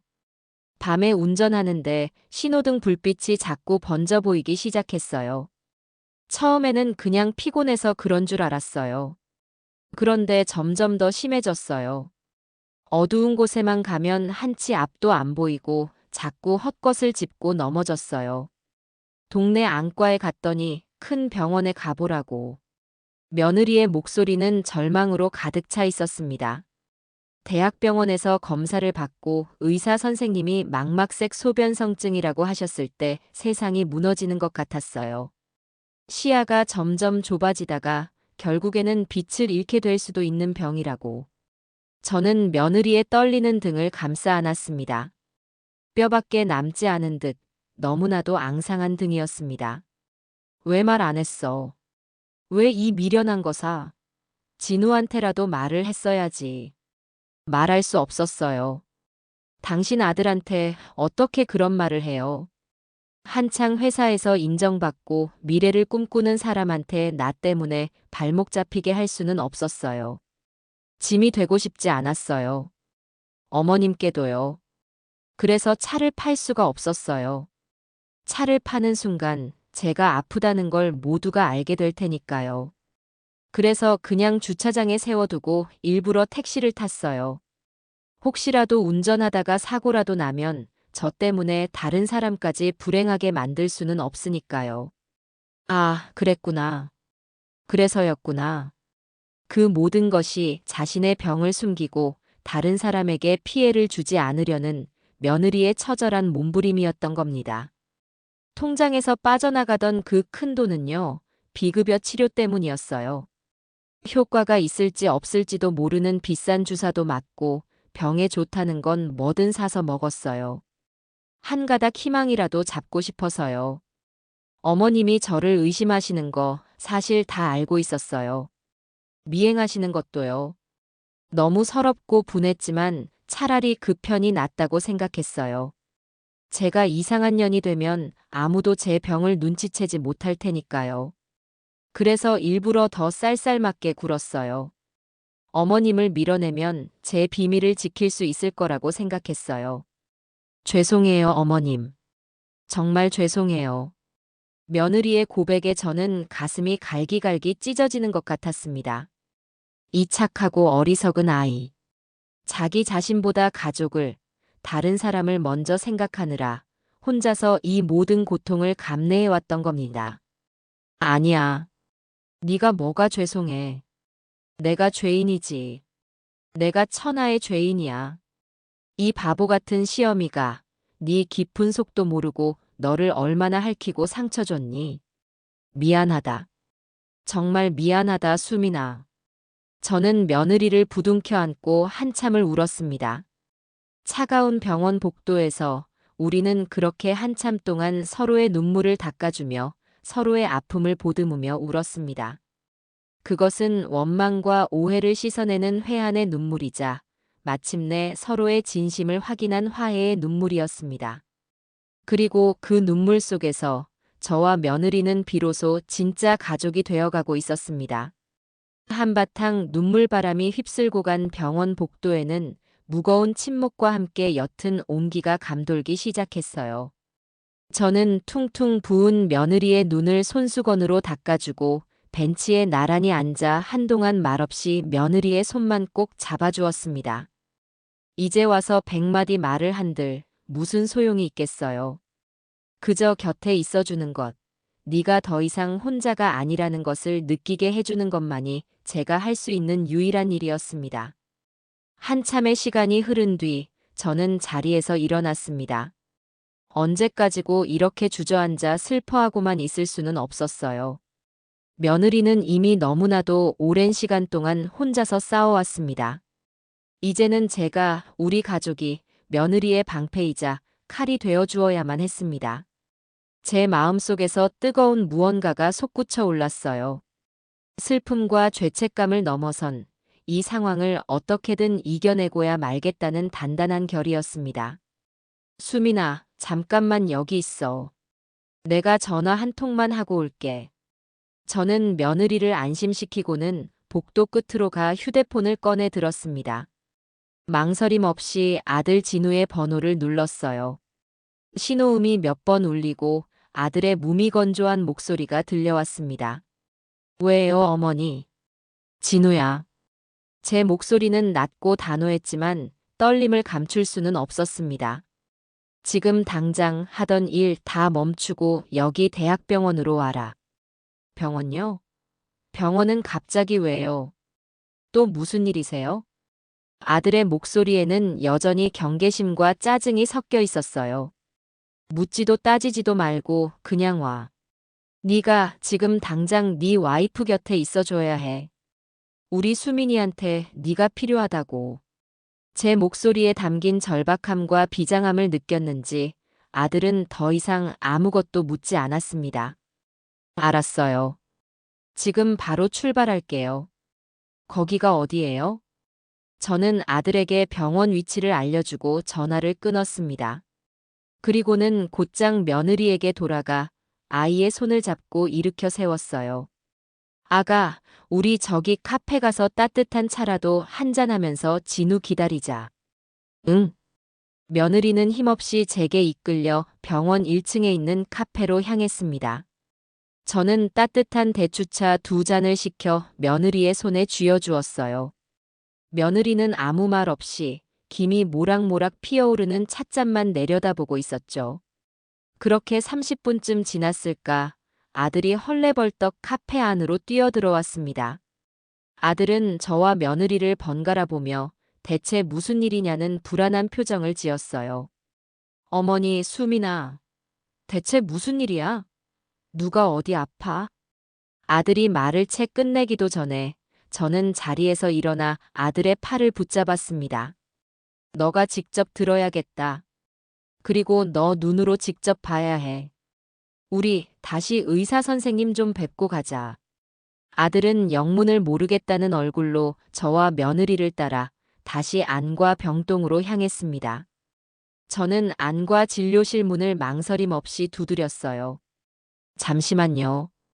하는 간호사의 말에도 아랑곳하지 않고 문을 열고 들어섰습니다. 선생님, 죄송합니다. 환자 보호자인데 몇 가지만 더 여쭙겠습니다. 의사와 간호사는 당황한 표정이었지만 제 단호한 태도에 별다른 제지를 하지 않았어요. 저는 아들과 며느리를 의자에 앉히고 저는 의사의 책상 앞에 똑바로 서서 말했습니다. 아들은 그제야 사태의 심각성을 깨달았는지 하얗게 질린 얼굴로 며느리의 손을 꽉 잡았어요.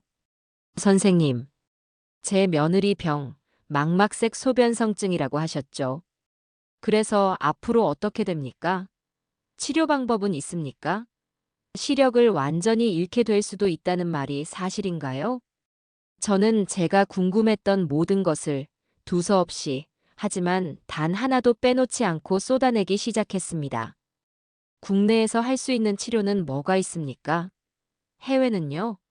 지금 진행 중인 임상시험이나 신약은 없습니까? 유전적인 요인이 크다고 들었는데 그럼 나중에 우리 2세 계획에도 문제가 생기는 겁니까? 제가 쏟아내는 질문들에 의사는 잠시 놀란 듯 했지만 이내 차분하게 설명해주기 시작했습니다.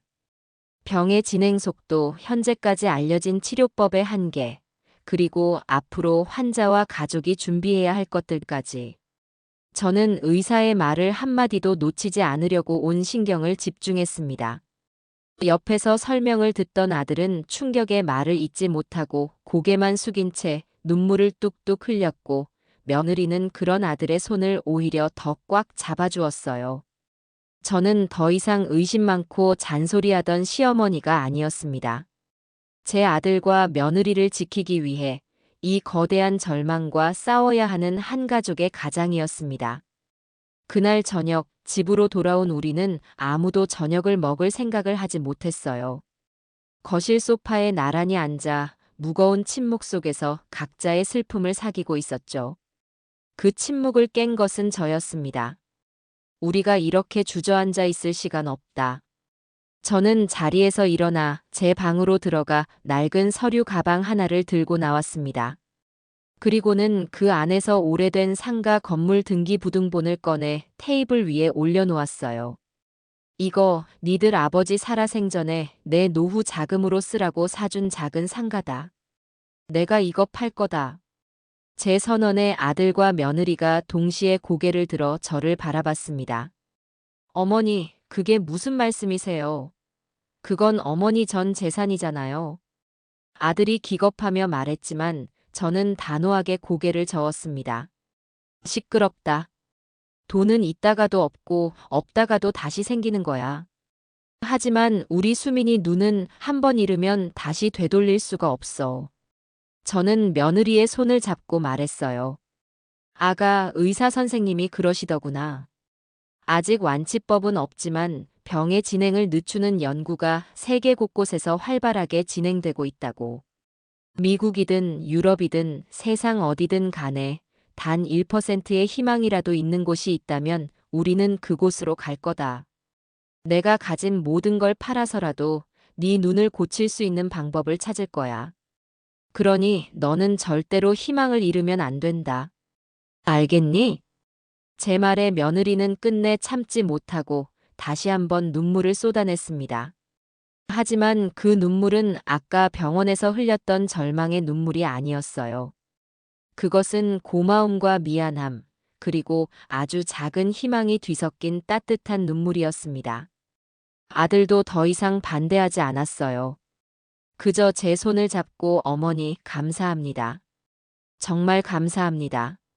하는 말만 반복할 뿐이었습니다. 그날 밤 우리 세 사람은 서로를 부둥켜 안고 한참을 울었어요. 비로소 하나의 운명 공동체가 된 우리 가족의 길고 긴 싸움이 시작되는 순간이었습니다. 그날 병원 복도에서 서로를 부둥켜 안고 울었던 그날 이후 우리 집의 시간은 이전과는 전혀 다른 속도와 온도로 흐르기 시작했어요. 지독한 냉전이 몰고 왔던 살얼음판 같은 공기는 온데간데 없이 사라지고 그 자리는 서로를 향한 따뜻한 위로와 끊임없이 서로의 안위를 묻는 다정한 대화로 채워졌죠. 저는 더 이상 의심의 눈초리로 며느리의 일거수일투족을 감시하는 시어머니가 아니었습니다.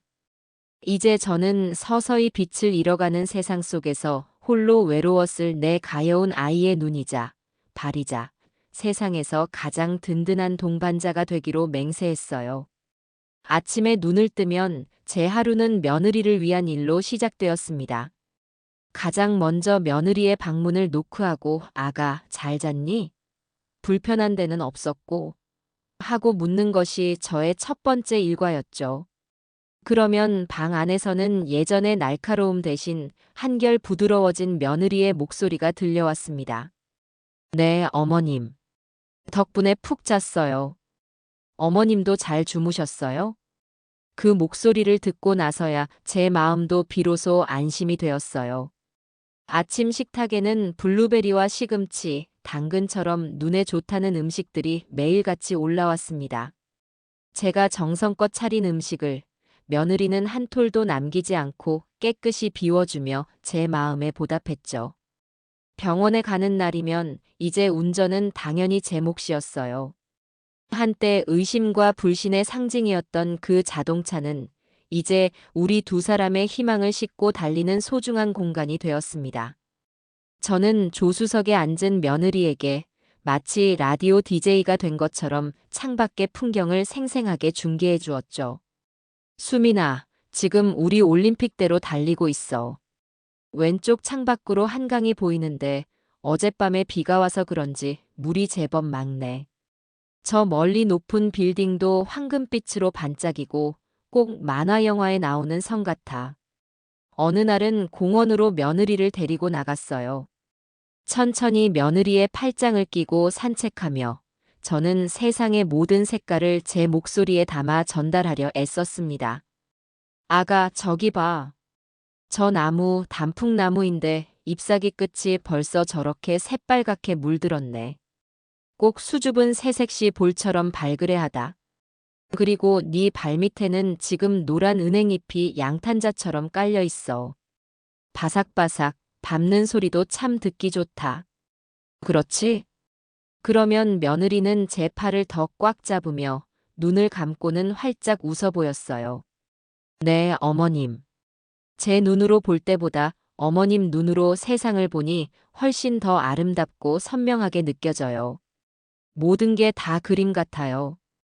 그 말을 듣는 순간 저는 코끝이 찡해져서 한동안 아무 말도 할 수 없었습니다. 아들 진우의 변화는 저보다 더 극적이었어요. 아들은 마치 오랫동안 짊어져 왔던 철없는 아들의 허물을 벗어던진 듯 하루가 다르게 어른스러운 가장의 모습으로 변해갔습니다. 칼같이 퇴근해서는 가장 먼저 며느리의 상태부터 살폈고 저녁이면 어머니, 오늘 고생 많으셨죠? 하며 제 어깨를 주물러 주기도 했죠. 주말이면 집안의 모든 굳은 일을 도맡아 하며 저와 며느리가 쉴 수 있는 시간을 만들어 주었어요. 그런 아들을 볼 때마다 저는 며느리의 병이 우리 가족에게 크나큰 시련을 주었지만 동시에 서로의 소중함을 깨닫게 하고 우리를 진짜 가족으로 묶어주는 계기가 되었음을 느꼈습니다. 우리 가족의 새로운 중심지는 서재가 되었어요. 한때 비밀과 오해, 그리고 감시의 공간이었던 그곳은 이제 절망과 싸우고 희망을 찾아 나서는 우리 가족의 작전 사령부였습니다. 저는 약속대로 상가 건물을 급매로 내놓았고 생각보다 빨리 계약이 성사되었죠. 이제 우리에게는 싸움을 위한 든든한 실탄이 마련된 셈이었어요. 매일 밤 우리 세 사람은 서재에 모여 노트북 화면을 들여다보았습니다. 며느리는 시력이 조금이라도 더 남아있을 때 하나라도 더 찾아야 한다며 놀라운 집중력으로 전 세계의 안과 병원과 연구소 홈페이지를 샅샅이 뒤졌어요. 며느리가 외국어로 된 의학 자료를 찾아내면 아들이 서툰 솜씨로나마 그것을 번역했고 저는 그 내용을 수첩에 꼼꼼히 메모하며 우리가 앞으로 나아가야 할 방향을 정리해 나갔죠. 망막색 소변성증과 관련된 논문, 최신 치료 기술, 임상시험 참가 자격 등 하루가 다르게 새로운 정보들이 쌓여갔습니다. 그 과정이 순탄하기만 한 것은 아니었어요. 희망적인 소식을 발견하고 기뻐하다가도 엄청난 치료비나 까다로운 자격 조건에 좌절하기도 했죠. 그럴 때마다 우리는 서로를 다독였습니다. 괜찮아. 이 길이 아니면 다른 길이 있겠지. 세상은 넓고 의학은 계속 발전하고 있잖니. 여보, 너무 조급해하지 마. 우리가 아직 못 찾은 것뿐이야. 포기만 하지 않으면 분명히 길은 있을 거야. 그렇게 서로에게 용기를 주며 버티던 어느 늦은 밤이었어요. 지친 몸을 이끌고 이제 그만 잘까 하던 순간이었죠. 며느리가 갑자기 하는 작은 탄성을 내뱉었습니다. 왜 그래, 아가? 뭐 찾았어? 어머님, 진우 씨, 이것 좀 보세요. 며느리의 목소리는 흥분과 기대로 가늘게 떨리고 있었어요. 저와 아들은 황급히 며느리가 가리키는 노트북 화면으로 고개를 파묻었습니다. 화면에는 미국 동부에 위치한 세계적으로 아주 유명한 대학병원 부설 안과 연구소의 홈페이지가 떠 있었죠.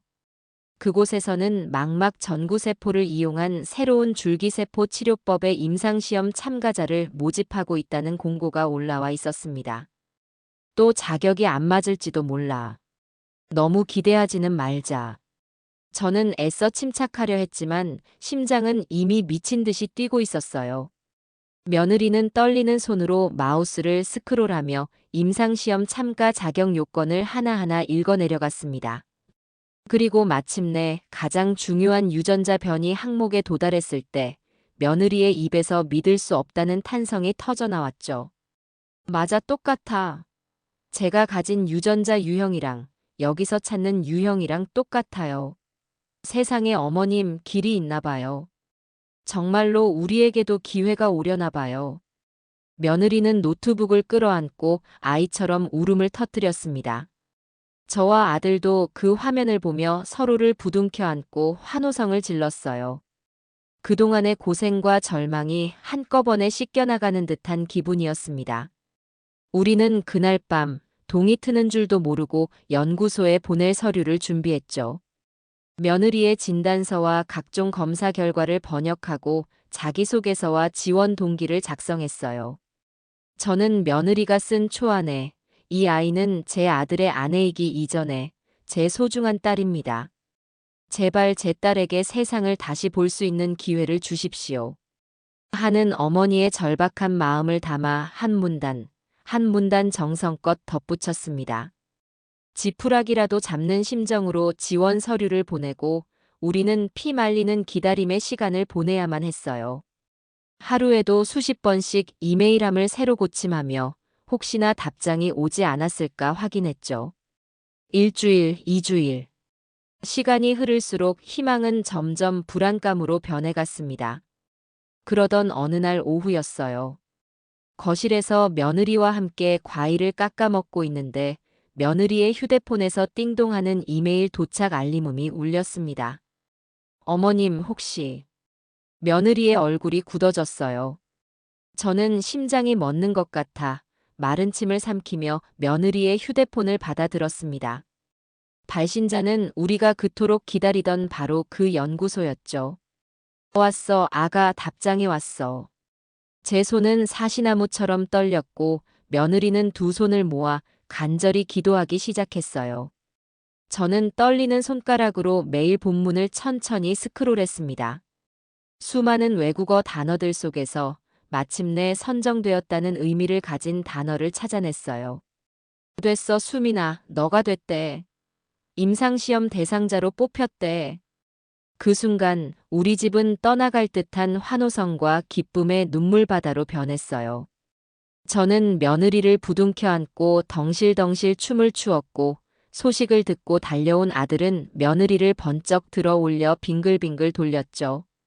절망의 어둠 속에서 마침내 한 줄기 강렬한 희망의 빛이 우리를 비추기 시작한 겁니다. 그날 이후 우리 가족에게는 슬퍼할 틈도 절망할 틈도 없었어요. 미국으로 떠나기 위한 준비는 일사천리로 진행되었습니다.